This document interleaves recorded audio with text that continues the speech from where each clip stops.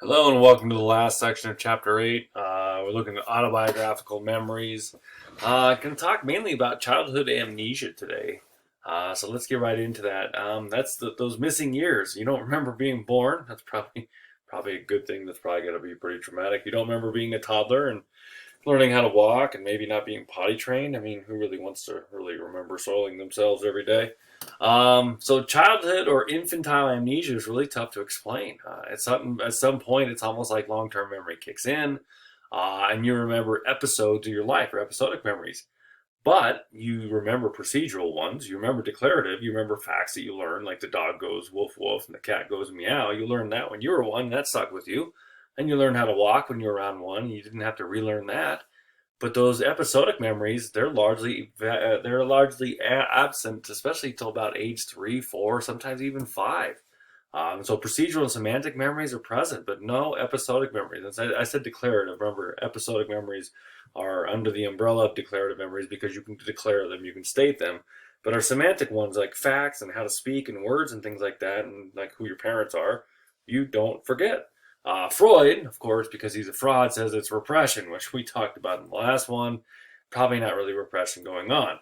The biological perspective is the brain isn't developed enough to make the connections. It's almost like you have all these memories and there's no way to retrieve them, and they need to grow in together. This schemata, the nerve endings, that this neural network needs to connect, and then from there they can be retrieved.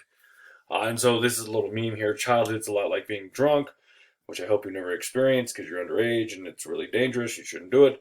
And everyone remembers what you did except you.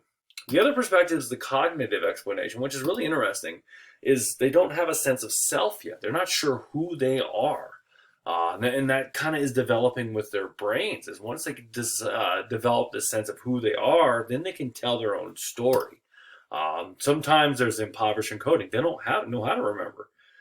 They don't know how to properly study. They don't know how to do processing or any of that stuff, and so it just doesn't stick.